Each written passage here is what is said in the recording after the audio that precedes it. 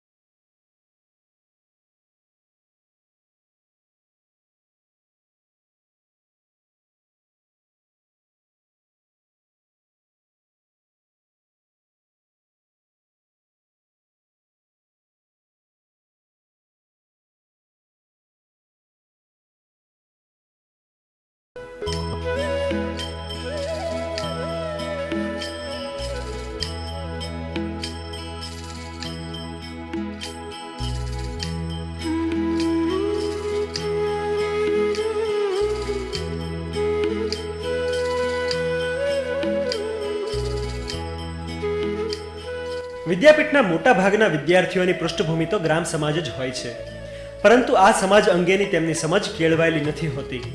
ગાંધીના સ્વપ્નના ગામની પરિકલ્પના ચરિતાર્થ કરવા માટે ગ્રામીણ સમાજ અંગેની સમજ પાયાની બાબત છે. ગામના સામાજિક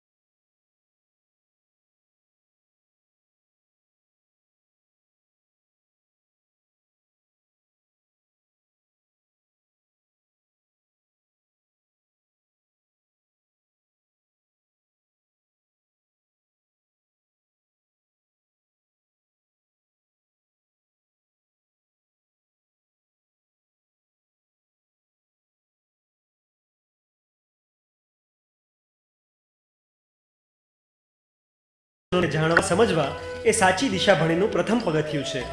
વિદ્યાર્થી ગામની વાસ્તવિક દશા તથા વિકાસની દિશા સમજી શકે તે ઉદ્દેશથી આ પદયાત્રાનું આયોજન કરાયું હતું.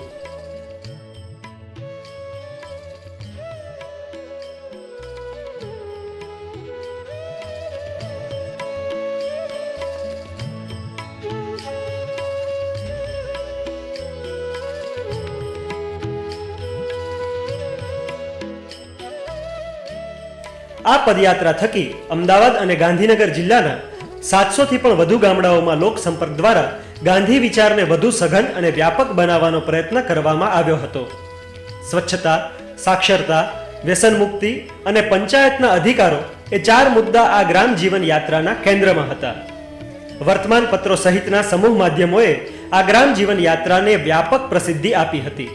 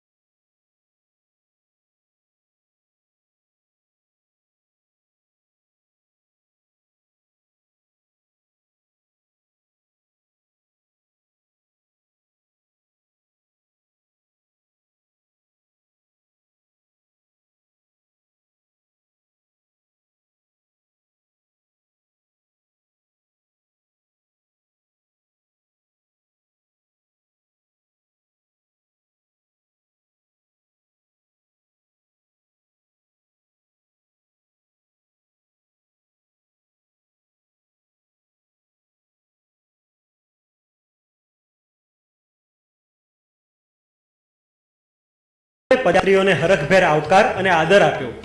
ગામમાં પદયાત્રીઓનું સ્વાગત કંકુ ચોખાના વધામણે અને ઢોલ નગારાના તાલે કરવામાં આવ્યું. બાળકોએ હાથ હલાવીને તો વૃદ્ધોએ હાથ જોડીને પદયાત્રીઓનું અભિવાદન કર્યું. પદયાત્રીઓ સવારના 5 થી માંડીને રાતના 11 સુધીના વિવિધ કાર્યક્રમો દ્વારા પ્રવૃત્તિશીલ રહેતા હતા. સવારે 5:30 થી 6 ના ગાળામાં પ્રભાત ફેરી દ્વારા રૂબરૂ મુલાકાત લેવામાં આવતી હતી. દિવસ દરમિયાન અનુકૂળ સમયે પદયાત્રીઓ ગામમાં પ્રાથમિક શાળાથી માંડીને પંચાયત ઘર, આંગણવાડીથી માંડીને સહકારી મંડળી અને મહિલા મંડળથી માંડીને રામજી મંદિરની મુલાકાત લઈને ગ્રામ દર્શન અને લોક સંપર્ક કરતા હતા. આ પ્રોગ્રામથી પ્રાથમિક શાળાઓને બાળકોમાં વ્યસન સુધારો થાય અને બાળકોને નવી નવી પ્રવૃત્તિઓ જાણવા મળે. ગુજરાત વિદ્યાપીઠના જે સાદરા વિદ્યાપીઠ છે તો એ બંને ગાંધી વિચારોને લઈને ચાલે છે અને સાથે સાથે કે જે શિક્ષણ કાર્ય તો આપે છે પણ લોકોમાં જાગૃતિ લાવવાનું જે કામ છે અને જે ગાંધીજીના જે ઉદ્દેશો છે એ ઉદ્દેશોને સાકાર કરવાના પ્રયત્નો કે આ વિદ્યાપીઠ દ્વારા કરવામાં આવતા હોય છે. પદયાત્રી ગામના જે ઘરમાં સાદું ભોજન લેવા જતા ત્યારે એ પરિવાર સાથે વ્યક્તિગત સંપર્ક સાધવામાં સરળતા રહેતી હતી. પદયાત્રીઓ નિર્ધારિત પત્રકમાં ગામની મહત્વની વિગતોને પણ નોંધતા હતા. ગામમાં જે જગ્યાએ સૌથી વધુ માણસો એકઠા થઈ શકે ત્યાં પદયાત્રીઓએ પોસ્ટર પ્રદર્શનનું આયોજન કર્યું હતું, જેમાં ગાંધી વિચારને કેન્દ્રમાં રાખીને સ્વચ્છતા, સ્વાસ્થ્ય, સાક્ષરતા, કન્યા કેળવણી અને વ્યસન મુક્તિને આવરી લેતા પોસ્ટરનો સમાવેશ થતો હતો. ગ્રામવાસીઓએ પોસ્ટર પ્રદર્શન જોવામાં અને એ વિષયની ચર્ચા કરવામાં ભારે રસ દાખવ્યો હતો. પદયાત્રીઓ ગામમાં શેરી નાટક દ્વારા સંદેશો અને સંવેદના ફેલાવતા હતા. તેઓ સાંસ્કૃતિક કાર્યક્રમોમાં લોકભાગીદારી કરીને મનોરંજનની સાથે સાથે લોકોનું શિક્ષણ પણ કરતા હતા. કક્કો શીખવાનો છે, કક્કો શીખવાનો છે. શું શીખીશું આપણે? ગટર વિનાનું ગામ છે, ગટર વિનાનું ગામ છે, ગટર વિનાનું ગામ છે, અજ્ઞાનતા, ગટર વિનાનું અજ્ઞાનતા, અસ્પૃશ્યતા, અજ્ઞાનતા, અજ્ઞાનતા, અસ્પૃશ્યતા, અજ્ઞાનતા, અસ્પૃશ્યતા. બધા માણસો એક સમાન છે. બધાના હૃદયમાં ભગવાન છે, તો પછી આ ભેદભાવ શાનો? જોયું મિત્રો, આ ભગવાને આપણે માણસને બનાવ્યા છે તો હાથ, મોં, પગ એ બધું બધાને એક જ જેવું આપ્યું છે, તો પછી આ અસ્પૃશ્યતાનો પ્રશ્ન જ શા માટે? પદયાત્રીઓ ગાંધીજીનો સંદેશો લઈને ગામમાં ગયા હતા. તેમણે ગાંધી વિચાર સંબંધી સૂત્રો ઉચ્ચાર્યા અને લોકગીતો લલકાર્યા. પદયાત્રીઓએ મંગલ પ્રભાત જેવા પુસ્તકનું વેચાણ કર્યું અને ગાંધી વિચાર વિશેની સમજણ પણ ઊભી કરી. પદયાત્રીઓ શાળાના શિક્ષકોને પણ મળ્યા અને સરપંચને પણ મળ્યા.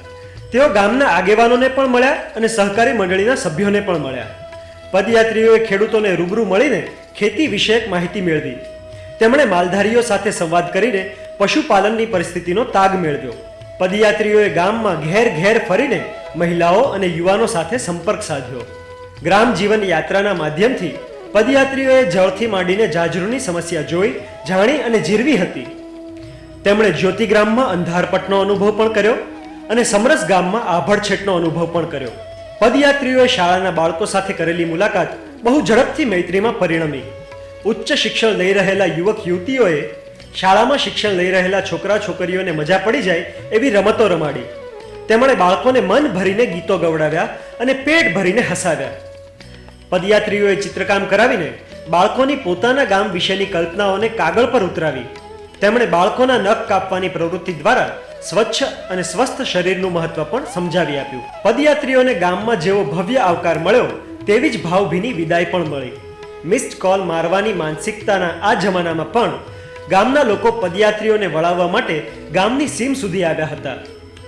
પદયાત્રીઓ 5 દિવસ માટે ગામડામાં વિચરતા રહ્યા અને ગામડા વિશે વિચારતા થઈ ગયા.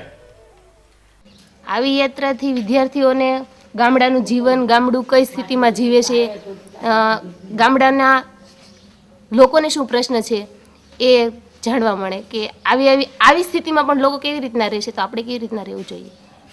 આ યાત્રાથી આમ જોવા જઈએ તો ફાયદાની વાત જોઈએ તો એક જ કે જે ગ્રામ્ય જીવન, ગામડા વિશેની વાતો ઘણી બધી સાંભળી હોય બધા ઘણા વક્તાઓ દ્વારા, પુસ્તકો દ્વારા, પરંતુ જે પોતે પ્રત્યક્ષ આ રીતે ગામડાઓની અંદર મુલાકાત લીધી, ગામડાના લોકોને મેં જાણ્યા.